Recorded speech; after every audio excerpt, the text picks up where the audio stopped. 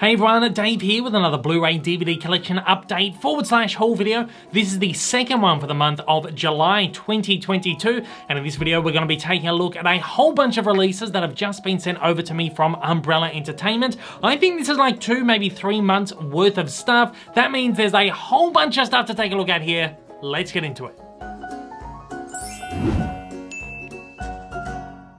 As I said, this is the second Blu-ray video for the month of July 2022. I previously put one up covering the most recent Vivision and imprint titles, and in about a week or so I'll be putting up another video where I'll be covering stuff that's been sent over from Kicks.com.au and Random Space Media, as well as going over some of my most recent personal pickups that I picked up online or in store. The JB Hi-Fi did their buy one get one free sale back in May, and Amazon has just recently had their Prime Day sale. I think there was a couple of other JB sales, Amazon, eBay things that I picked up too along the way. So I'll be covering all of that in the next video. It has actually been quite a while since I've done one of these. I don't think I did one in June. There's been some delay with getting some titles over to me. There has been postage issues. I was a little bit ill a couple of weeks ago. I had a cold, not COVID, just a cold. So I took about a week off for that. I took about a week and a half off the week after because I give myself like a break in the middle of the year when it slows down a little bit,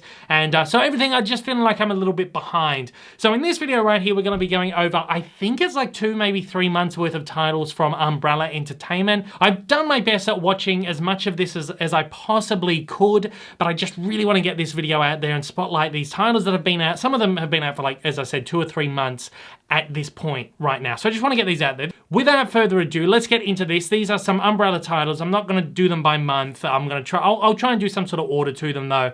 So first off, let's take a look at the most recent titles that Umbrella have released from their Ozploitation range. First up, we have got Thirst.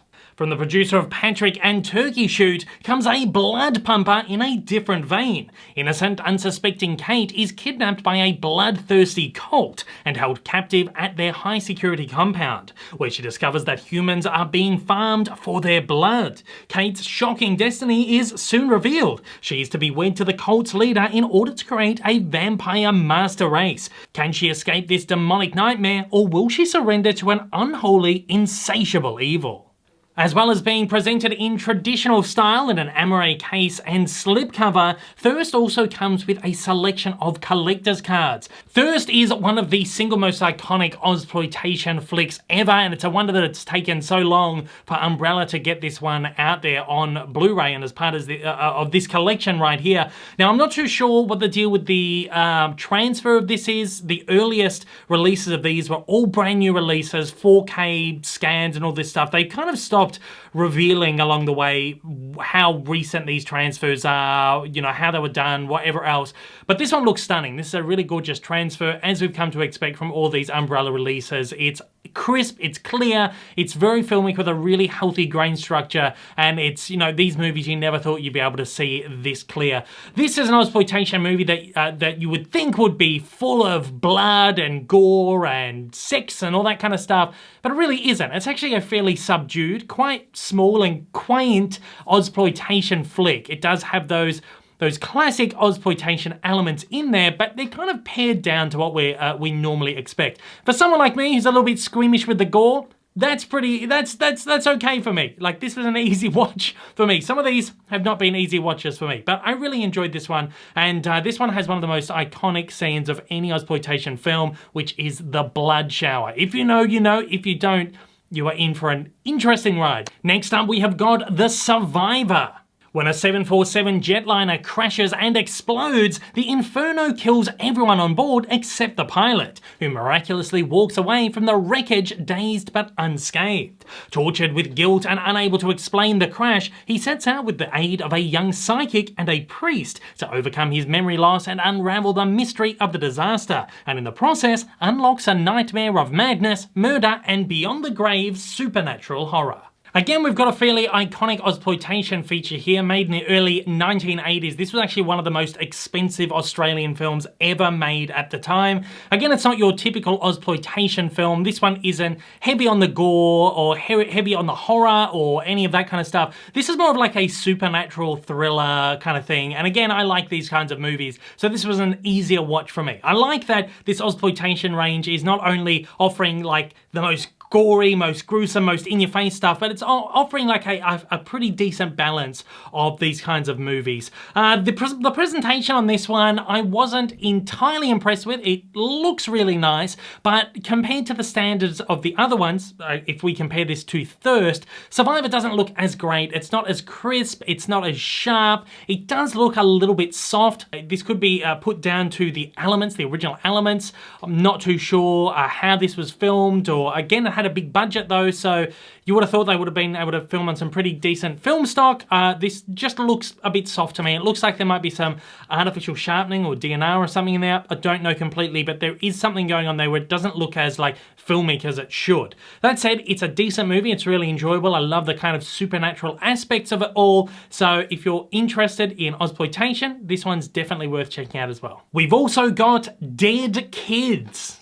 Galesburg, Illinois is a quiet, peaceful college town where nothing ever happens until a brutal serial killer begins a terrifying campaign targeting local teens. As fear mounts, Police Chief John Brady begins to suspect a link between the gruesome crimes and a series of secret experiments being carried out in the college's psychology department. This edition comes in the usual Ozploitation Classics packaging, and the first 1,000 copies are bundled with a CD soundtrack, including the film's score by the amazing Tangerine Dream.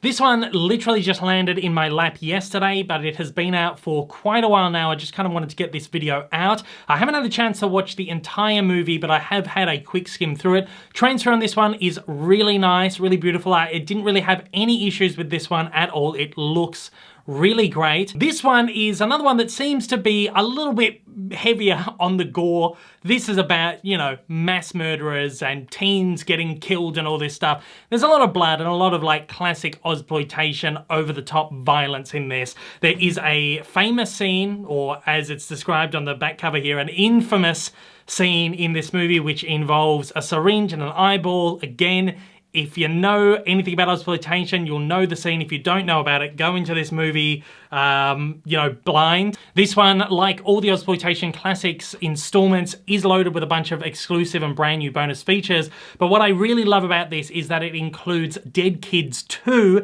which is an unofficial fan feature which was shot in Galesburg, Illinois, where the original movie was set as well. So I think that's a fun little quirky little installment in that. Particularly, you don't usually see like the unofficial fan films included in official releases. But again, this is a seminal Ozploitation classic, particularly when we're talking about like crazy violence and all that. So this is definitely one you want to jump on. Next up, let's take a look at the most recent releases from Umbrella's Beyond Genres line. Firstly, we have got The Devil's Candy. Jesse Hellman, a painter who now must sell out a little more regularly in order to pay off a new mortgage, is plagued by demonic visions. He is literally possessed after he moves into his new home, blacking out and painting a satanic portrait of children suffering. These children want to be set free by Jesse's painting, but it's unclear whether or not that puts Jesse in league with divine powers or Ray Smiley, a creepy, overweight killer who stalks Jesse's family because he suffers from similar visions. This is a movie that I think we could probably put in the not for me file. This is a pretty heavy, pretty intense horror movie. I didn't get a chance to watch all of it. I did have a bit of a skim through. What I saw of it, some pretty intense, heavy, graphic horror. It's not an R, it is an MA, so it's not bordering on like crazy, but it is a pretty graphic, horror-drenched movie. One that I don't think is one that I'll particularly enjoy sitting through the whole way. This movie is a cult film. It's fairly recent. It was made in 2015. I'm not too sure about the filming process of this, whether it was shot on film or digital. I imagine it was probably shot on digital. In that case, it turns out looking quite nice on HD. I guess not a lot of work has had to go into this presentation here. It looks quite nice. It is a very dark movie, so in some scenes that I saw while I was flicking through, did look very, very dark with very, very heavy blacks and stuff like that. But otherwise, it's a fairly nice image. It's not one of the greatest images, but it looks pretty nice. And I think fans of the movie will be pleasantly surprised with this on HD.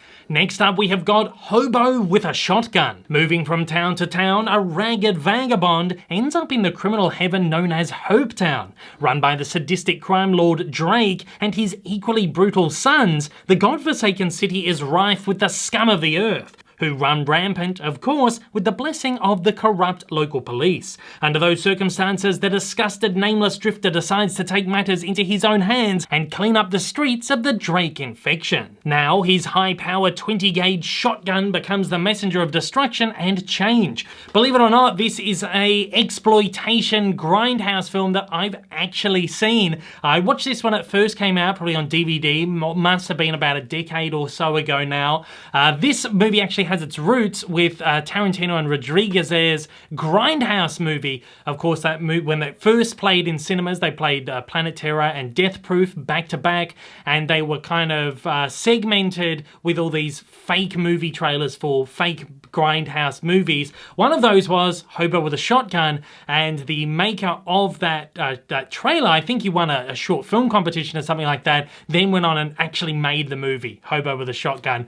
So I think that's really cool little tie there. So if you're a fan of the Grindhouse movies or that Grindhouse experience, this is definitely something that you will want to get your hands on. This is a full-on, over-the-top exploitation film in the vein of those Grindhouse movies, and it's so much fun. Rutger Hauer actually delivers a really fantastic performance here, so much better than this movie really does deserve. This movie actually has a really great HD transfer on the Blu-ray too. You would have thought that a movie like this should probably be filmed on grungy 16mm film, but no, it was actually shot digitally, and then all these kind of aging effects and color saturation, all that stuff were added in post. Aside from those things which are supposed to make the image look a little bit dirty and a little bit grungy, this movie actually pulls up very good in HD. It's crisp, it's clean, it looks cinematic. It's a beautiful transfer for this movie. Fans of it, people who are new to it, are going to have an absolute blast with this. It's a high recommendation for me, and probably one of my favorite titles to be released under the Beyond Genres label. Next up, we have the Beyond Genres release of The Love Witch, which is also bundled with Viva, the first film directed by The Love Witch's director, Anna Biller. The collection is also bundled with a number of Biller's short films. Elaine, a beautiful young witch, is determined to find a man to love her. In her gothic Victorian apartment, she makes spells and potions and then picks up men and seduces them. However, her spells work too well, leaving her with a string of hapless victims. When she finally meets the man of her dreams, her desperation to be loved will drive her to the brink of insanity and murder. With a visual style that pays tribute to Technicolor thrillers of the 1960s, The Love Witch explores female fantasy and the repercussions of pathological narcissism. This is a movie that I was actually introduced to about a year ago. Someone pointed me in the direction of it, and I actually imported it, or not all that long ago, from the UK to check out. And this is just such a wonderful movie. This is, as the description says, built in the mold of these horror, fantasy thrillers from the 1960s. We're thinking movies like the Hammer horror films, and in some respect, maybe the Alfred Hitchcock films. And this movie looks like it was shot in the era. The costume design, the set design, the locations, the way it has been filmed. This was filmed on 35mm film. I don't know what lenses were used, but there's a lot of soft lensing, a lot of soft focusing, all that kind of stuff. And I am certain I must have used period specific lenses because this movie is so convincing. You could swear that this was made in the 1960s. That said, the movie itself is not terrific. It is a lot of fun though. It is rated R, so there's a lot of violence in here, there's a lot of nudity, all that kind of stuff, but this is such a fun ride. And again, next to Hobo with a Shotgun, this is easily one of my favorite films in this Beyond Genres line. I haven't had a chance yet to check out Viva, which again is the first film from the same director. But I do want to take a look at that one. Apparently it's not as good, but I am keen to have a look. But I would highly, this is like high recommendation for you, for everyone out there. We've got another installment in the Films of Fury line, Game of Death, starring Bruce Lee. Bruce Lee plays Billy Lowe, a successful movie star who is shot for refusing to join an international management syndicate. He fakes his own death as an opportunity to pursue the gang in secret. This collection also includes the sequel Game of Death 2, which also starred Bruce Lee, but by way of archive footage. So with Game of Death, the big 4 Bruce Lee films are back on Blu-ray in Australia. They were issued as part of this big box set that was put out by Beyond Home Entertainment a number of years ago. They've since gone out of business, and I believe the rights to these just lapsed over to Umbrella, or Umbrella picked up the licensing to these. I imagine the transfers that were used on all of these Umbrella releases are the same as the Beyond Home Entertainment version from all that time ago. There have been Criterion issues of these movies as well. I'm not sure if the transfers were the same there or whatever. Comparatively, I've mentioned a lot of the Bruce Lee movies don't look great because they were filmed on, you know, really cheap film stock, and they were very low budget movies. I think this movie, because Bruce Lee, his stature was growing a lot bigger, he was becoming a lot more popular, his movies were becoming very big worldwide. This movie probably had a bigger budget and they were able to afford to film on better film stock and all that kind of stuff. So whereas some of the other ones have these really horrible inherent print damage issues and stuff that go back to the source, this movie actually looks quite nice because it has obviously was filmed on a bit of a better budget, and I think also it has had a really nice clean-up job done to it as well. This, of course, I said, is one of Bruce Lee's biggest movies, and it's probably the one that I've enjoyed the most.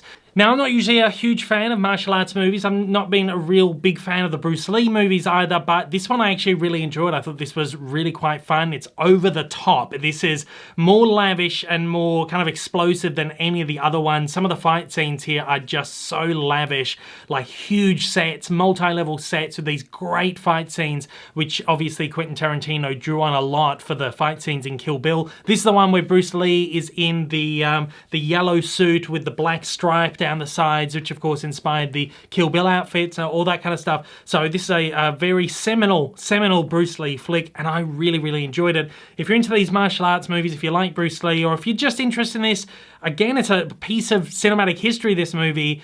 I definitely recommend picking this one up. Next up, we have the latest installment from the World Cinema line, which is the first American film that has been included in the collection. It's Noah Baumbach's Frances Ha. 27-year-old Frances Halliday is trying to make it in New York City as a dancer. Frances stumbles from one situation to another, both in her professional and personal lives, her expectations and her abilities not always matching each other. In some respects, she stays true to her slightly off-kilter visions without the understanding that she doesn't have the abilities to meet those visions. The question becomes if Frances will be able to find the right balance for her life in New York. I've had Frances Ha in my collection for many years now. I finally got around to watching it only just last year, go figure, and I absolutely loved it. This is a movie that's written by Greta Gerwig and Noah Baumbach. It stars Greta Gerwig. It's directed by Noah Baumbach. If you're familiar with the work of these two, you know what a ride you are in for with this. It's funny, it's touching, it's beautifully dramatic, it is a whirlwind of emotions. It's such a gorgeous, beautiful film. It's a very low-budget independent film as well. I think it was shot on a Canon 5D, so it's a completely digital production, and it looks beautiful in HD on Blu-ray. As I said, this has previously been released by Transmission in Australia. The Criterion Collection released a version in the US, and now we've got the Umbrella version. I think the transfer is exactly the same across the board, and again, it looks beautiful. The only disappointing thing about this is that the only special feature on here is a theatrical trailer. Would have been nice if they could have ported over or licensed some of the Criterion Collection special features, but that's not a huge deal right here because the movie is the main feature and it's such a gorgeous film. It's a black and white movie too, so the black and white cinematography in this absolutely shines on Blu-ray. It's just such a beautiful movie. If you haven't seen this one, I would highly recommend doing a blind watch of this because it is so fantastic. If you're a fan of it, I highly recommend picking up this special edition as well. Just a really nice, beautiful edition of a really nice, beautiful film. We've also got a new release from the Sunburnt Screens collection, Love Serenade. Vicky Ann and her younger sister Dimity are two lonely young women on the lookout for love in the small outback town of Sunray. When once popular radio personality Ken Sherry arrives in town to revive his dwindling career, the Hurley sisters welcome the distraction with open arms, vying for his attention and affection at any and every opportunity. Love Serenade is an Aussie romantic comedy from the late 1990s, and it stars Miranda Otto in one of her very first film appearances. Unfortunately, I haven't had the time to check this one out yet either, but I'm so excited to. You know I love romantic comedies, you know I love my Australian cinema, and when the two collide, it's just absolute dynamite. Think something like Muriel's Wedding, I just love it. Particularly Australian movies set in the outback, I really love as well. By all reports, this is just a really fantastic movie. It hasn't, gone down as one of the most classic Australian movies ever, but it is highly regarded as one of the great films from our vast expanse of wonderful cinema from this golden country. Now, I have had a quick skim through the Blu-ray itself, and the movie holds up pretty well in HD. Umbrella haven't mentioned anything about this being a new transfer in 4K or anything like that, so I'm assuming that this is an older transfer. By the look of it, it looks like it's probably a DVD era transfer. It's not incredibly crisp.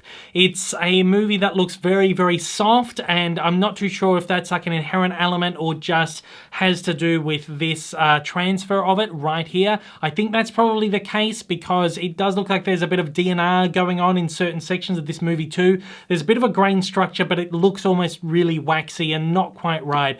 But it's not too bad. It looks okay. It holds up okay on Blu-ray. So definitely jump on this one if you're into these Sunburnt Screens, or if you just like a good romantic comedy, want to check out a great Aussie film. Next up, we have got a special edition release of 1987 cult film Miami Connection. Motorcycle ninjas tighten their grip on Florida's narcotics trade, viciously annihilating anyone who dares to move in on their turf. Martial arts rock band Dragon Sound have had enough and embark on a roundhouse wreck wave of crime-crushing justice. When not performing their hit songs, Mark and the boys are kicking and chopping at the drug world's smelliest underbelly. This edition comes housed inside an incredibly nice slipcover and includes the very first release ever of the film's soundtrack on CD.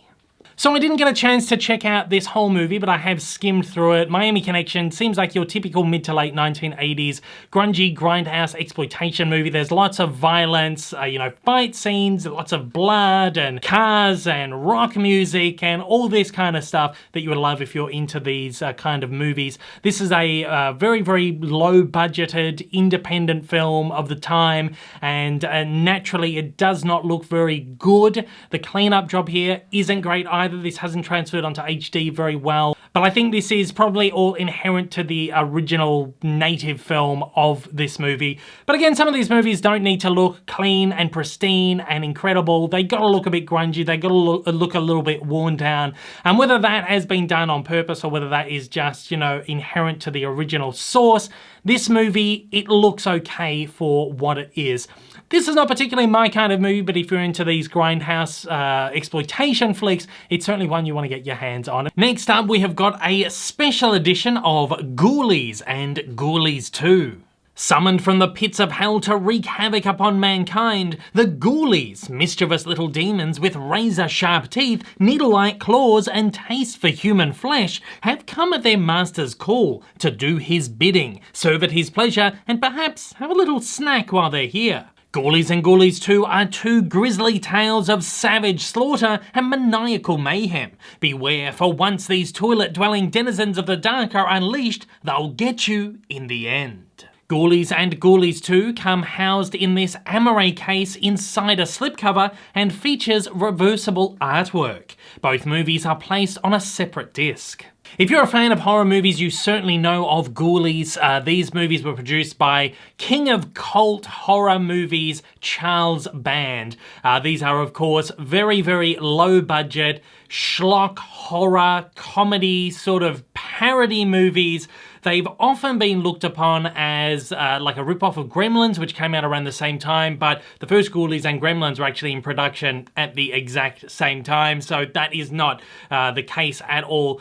These are, again, pretty schlocky movies. They're not great. They're not particularly the kind of movies that I'm particularly that interested in, but they are quite entertaining and they are quite funny in parts. As I said, not to be taken seriously. The puppetry work is very, very, very shoddy. It's very low budget, and it appears that way. And again, it's a Charles Band movie, so these are the kinds of things that are expected, and they are supposed to look like this. These don't pull up looking that great on a Blu-ray. These have been released over in the States a number of years ago. I believe this is probably the same transfer that's been used here. They look okay, but not terrific. But that's okay. If you're a fan of the movies, you will be certainly very happy to finally own these on the Australian market in this great little box set. Again, huge applause to Umbrella for bringing the 2 extended television cuts to this release right here. That's something that you really don't see that often, if ever, on releases. So I think that's really, really cool. Next up, we've got a number of double features to take a look at.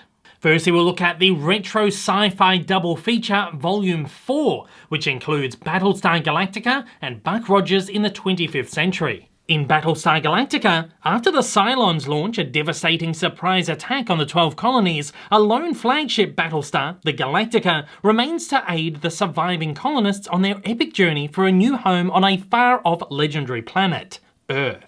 When 20th century astronaut William Buck Rogers is awakened 500 years after a deep space disaster to an Earth in recovery from nuclear war, he must join Colonel William Deering to lead the crew of the Starship Searcher against a galaxy of evil from the past, present, and faraway future. This is a really great and somewhat ingenious double feature right here. Both of these movies share some pretty similar DNA. They were both inspired by Star Wars, following the Star Wars sci-fi craze after the original movie came out in 1977. Both of these movies were rapidly put into production and released in 1978.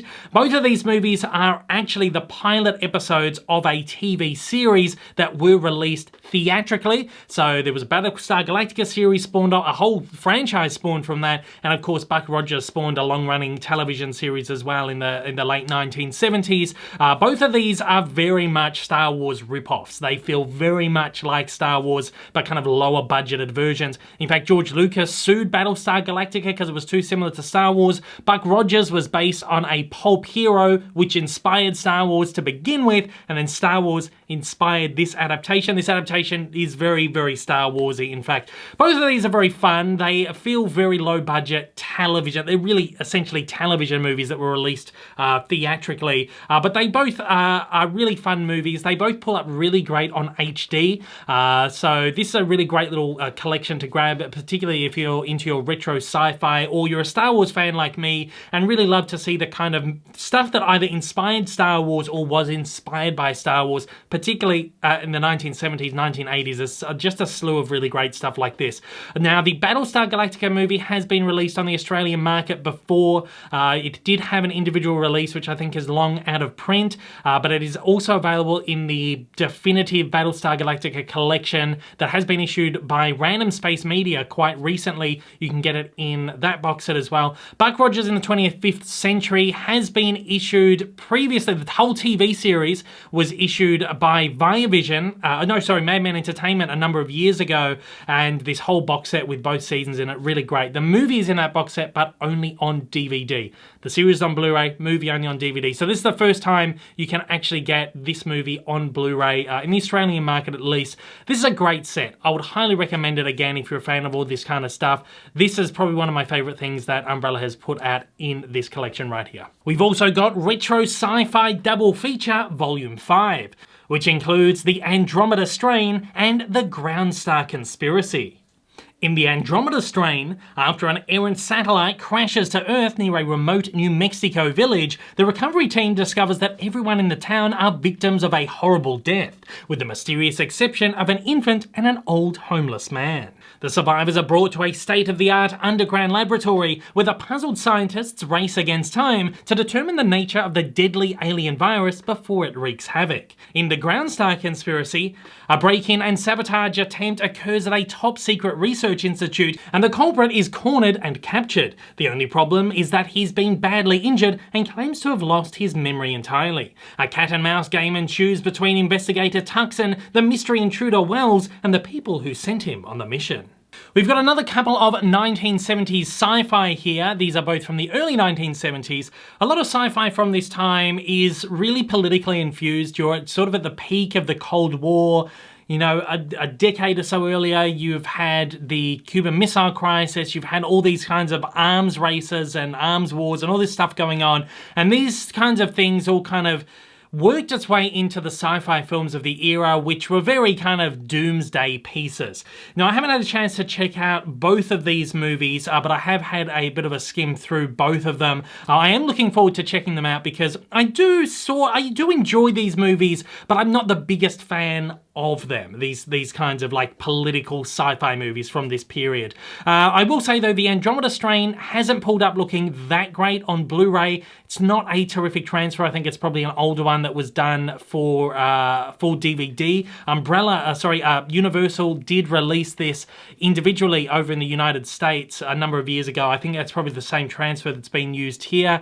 The Grand Star Conspiracy, however, does look really, really fantastic. This is pulled up looking beautifully, really clean image right here, and it's been remastered really beautifully. This is a great little set. Again, if you're particularly into this kind of era of sci-fi, these two movies look really great, and they are, you know, classics of the era. So this is, I think, a no-brainer, particularly if you are collecting these sci-fi double features.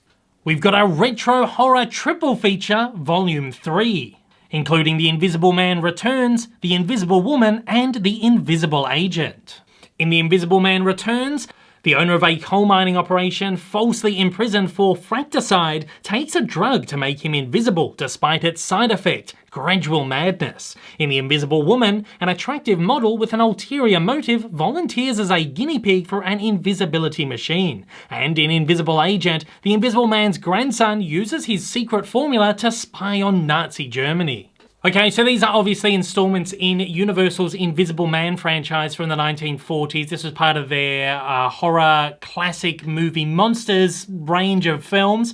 This is the second, third, and fourth movie on the Invisible Man series. There were two more, The Invisible Man's Revenge and Abbott and Costello Meet the Invisible Man.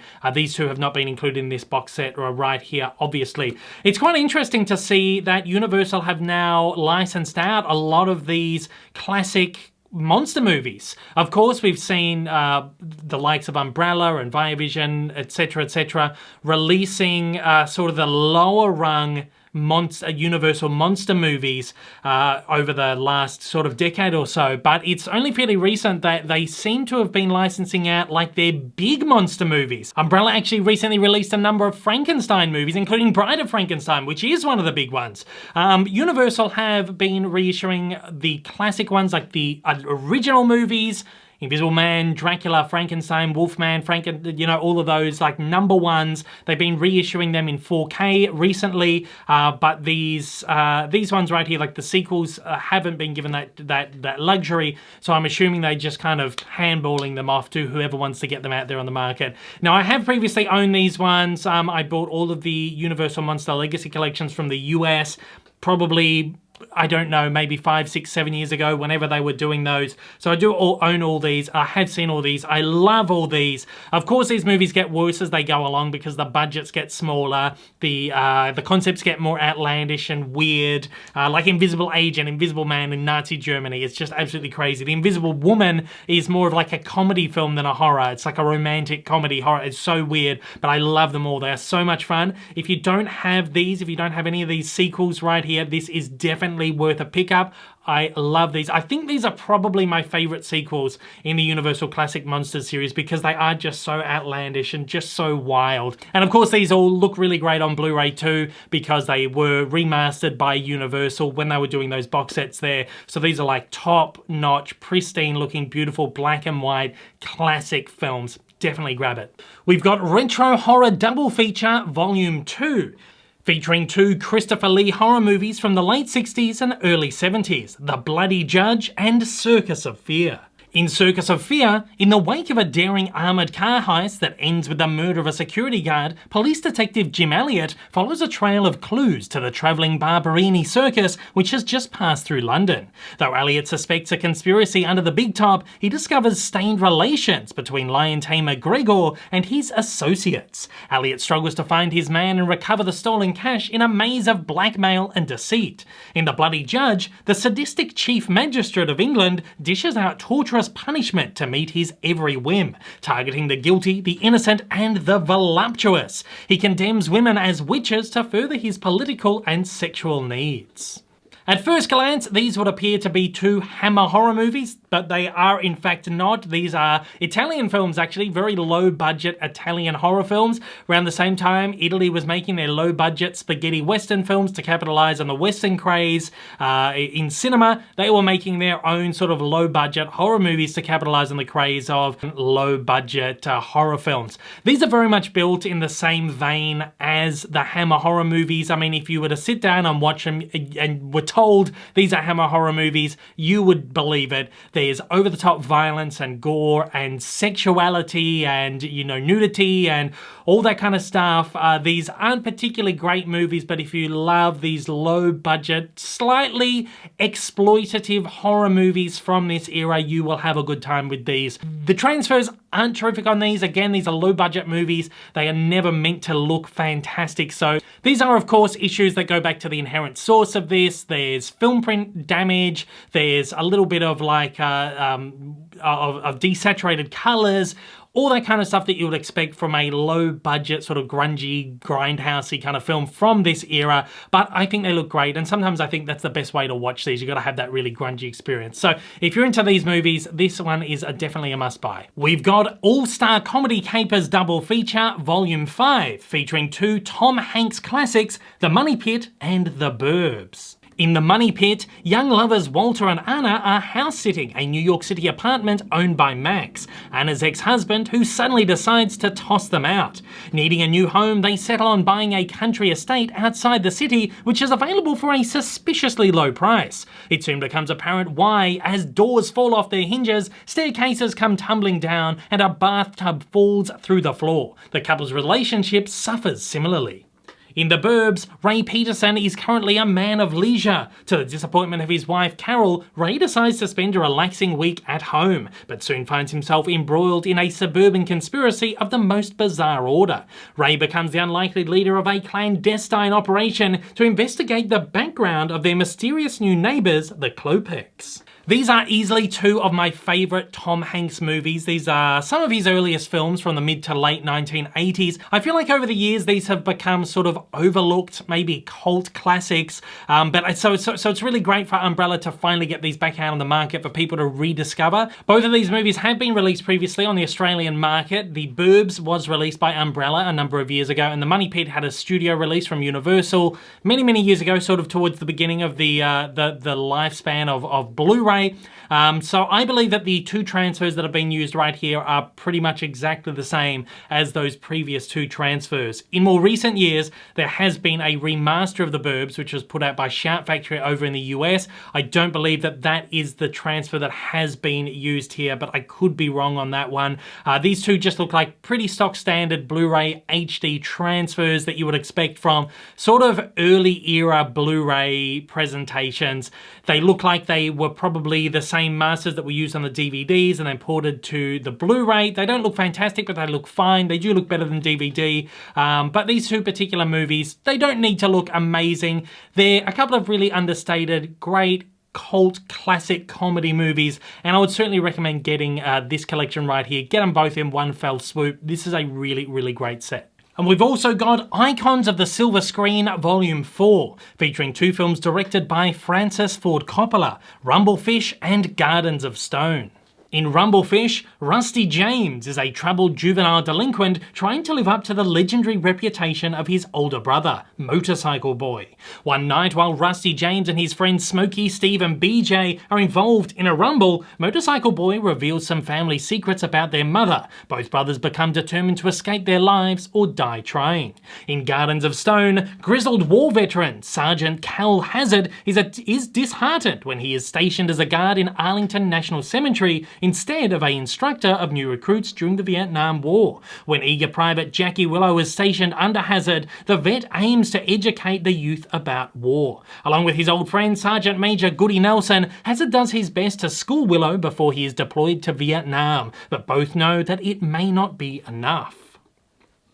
We've got two fairly under-the-radar films here from Francis Ford Coppola. Rumblefish, particularly, is very well known. It's gone down as a bit of a cult classic, but it's certainly not one that has received like the high praise of Apocalypse Now or The Godfather. But it is a movie that is very well known and very well loved. It's got a great cast: Matt Dillon, Mickey Rourke, Lawrence Fishburne, Nicolas Cage, Dennis Hopper, Diane Lane, Chris Penn. Really great cast. They're all quite young in this movie right here. This is a movie I've wanted to see for a long time. It's previously been issued by Criterion in the US. It's been released under Eureka in the UK. For some reason, I just never ended up picking it up, so I'm glad that it's now here on the Australian market from Umbrella. The transfer on this is absolutely gorgeous. I believe it's probably the same transfer that has been used on the previous, the other two international editions that I just mentioned, simply because it just looks so stunning. This was shot in black and white with gorgeous low-key cinematography, lighting, looks stunning, very crisp, cinematic, just a beautiful, beautiful looking movie, and I really loved it. I did watch this one and I loved it. It's so artistic. A lot of just the camera movements and the setups, and it's very stylistic. It's very, very different to any of Ford Coppola's other work, and I think that really sets it apart from the bunch. But I can also understand, because it's a little bit arty, it's a little bit, you know, a little bit of a kind of a more niche film. I can understand why that this movie hasn't been as well known on sort of a more mainstream level, but it is such a gorgeous film. Haven't had a chance to check out Gardens of Stone just yet either, only because, again, I've only had this, I just simply didn't get around to checking it out, but I'm really excited for it. I love James Caan, and particularly after his recent passing, I'm really, really keen to check out one of his films that I haven't watched yet. But by all accounts, this is a really great kind of understated movie. The transfer on it looks okay. I had a quick look through it. It's not fantastic. It's sort of like a middle rung Blu-ray HD kind of standard transfer, but I think it looks perfectly fine for the kind of movie it is. Again, if you're a Francis Ford Coppola fan, this box set right here is an absolute no-brainer. We've got the Camino de Santiago Collection Volume 1. Including the feature film The Way, starring Martin Sheen, and the documentary feature The Unlikely Pilgrims. In The Way, when Tom, a stubbornly sage American doctor, arrives in France, no experience in his illustrious life has prepared him for the untimely death of his adventurous son Daniel. Grasping at memories and missed opportunities, without a compass to set him straight, Tom faces unimaginable crossroads in his life. Coming to terms with his loss and compelled to understand Daniel's spiritual ideals, Tom embarks on the grand historical pilgrimage, the Way of St. James. In The Unlikely Pilgrims, the Camino de Santiago is a centuries-old 800-kilometre pilgrim trail through northern Spain, attracting thousands of tourists annually. The pilgrims in this revelatory documentary are not, however, your usual hikers. They are recovering addicts.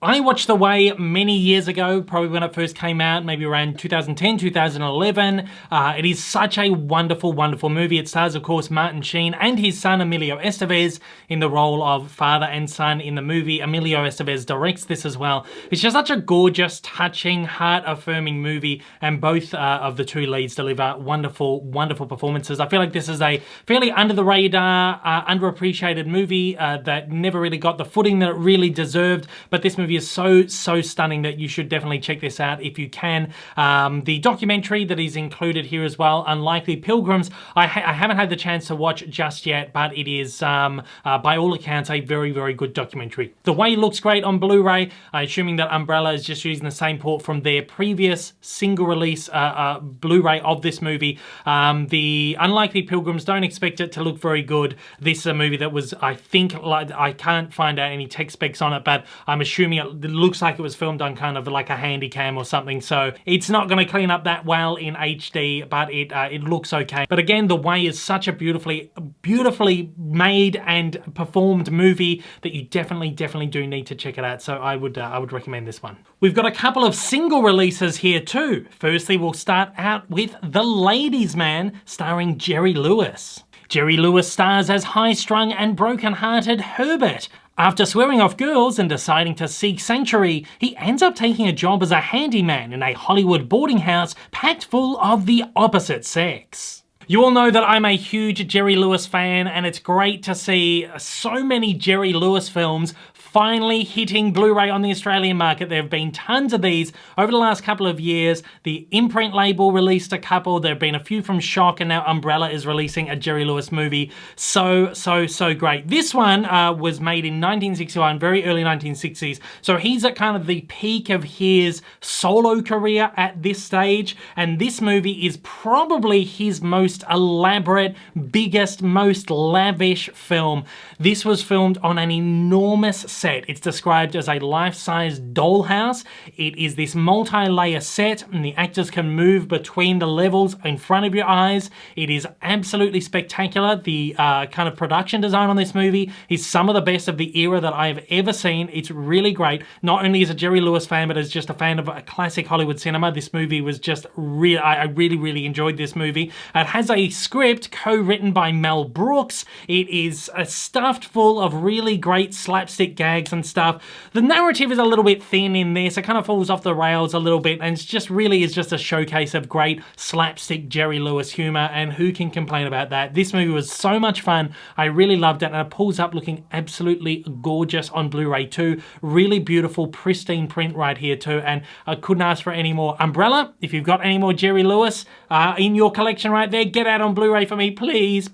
I'm loving all these Jerry Lewis collections right here. This one here also includes a feature-length documentary called The Man Behind the Clown. This is an older documentary, but it's a really great bio on Jerry Lewis. It's a much lauded biography too, that is a very well-known one. So that's a really great inclusion right there too. So thank you, Umbrella, for including that here on this set too. Next up, we have got Tickle Me, starring Elvis Presley. One-time radio standout Lonnie Beale needs a job, so the slick playboy heads to a dude ranch that caters to wealthy women.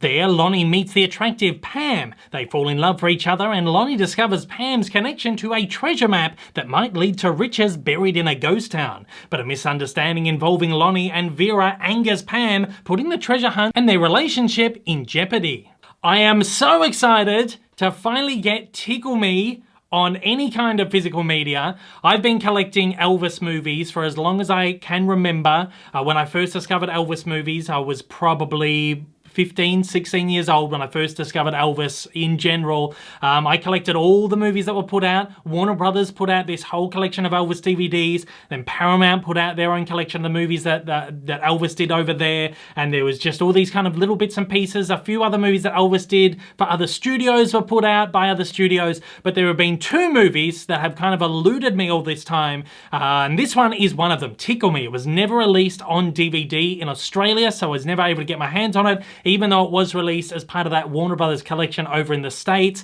I believe that it had a different distributor here in Australia, so Warner Brothers couldn't release it. But finally, we've got a physical release right here on Blu-ray. I'm so happy to get it. This movie is Elvis's only movie that he made with Allied artists. They were basically bankrupt at the time. They were about to go out of business, and they thought, hey, let's get Elvis to come and do a movie for us and save the business, and it basically worked.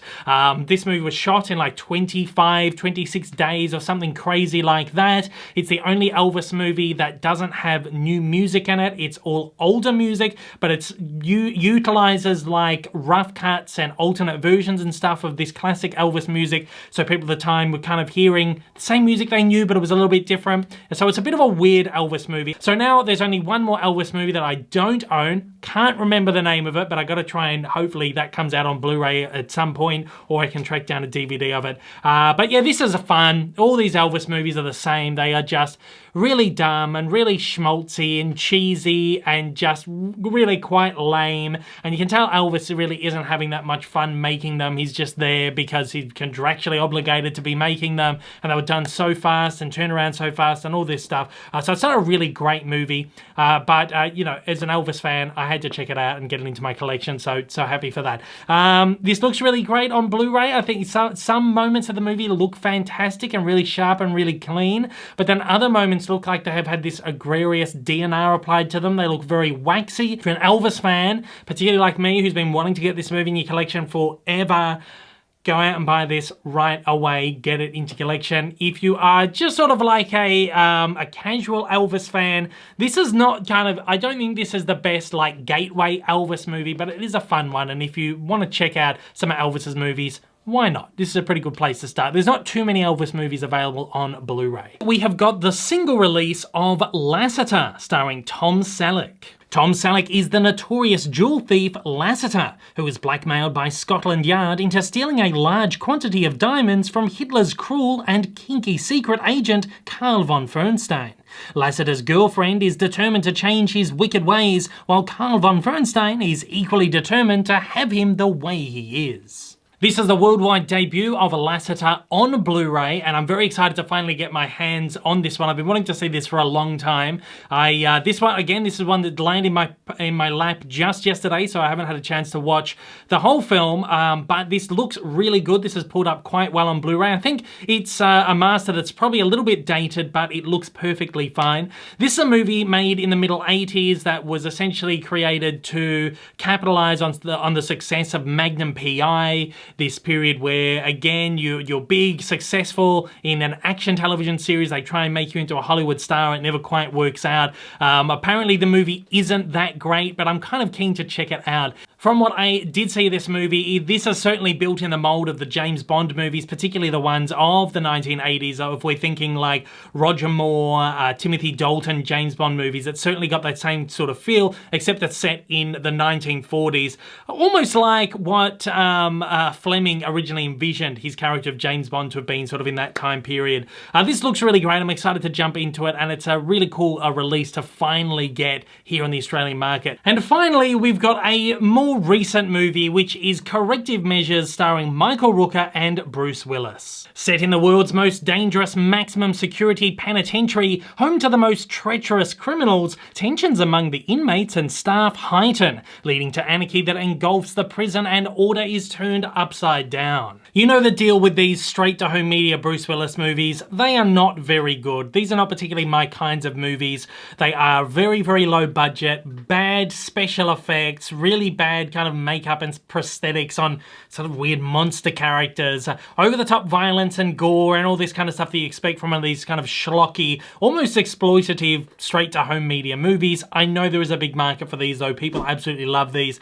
And we know now why Bruce has been doing a lot of movies like this, is that he has a condition where some form of memory loss, where he is slowly deteriorating, which is very, very sad, and he's having to do all these movies to just keep himself active and keep his, you know, his funds stacked high for his family. And apparently he has like, you know, an earpiece in where people feed him his lines and all this stuff. It's very, very sad. But look, it's so great that he is still working and doing what he loves and getting enjoyment out of it, which is fantastic. So I'm not going to slag off this movie too much, but there you go. This is just not really a movie for me. But again, as I said, I know there's a market for these. There are a demographic for these. People do love them. I did want to spotlight that you can get this one. This is the latest Bruce Willis movie, Corrective Measures, on Blu-ray. If you love these things, go for it. And at that, we come to the end of the second video for July 2022. Again, I did load another video earlier in the month, a week or so ago,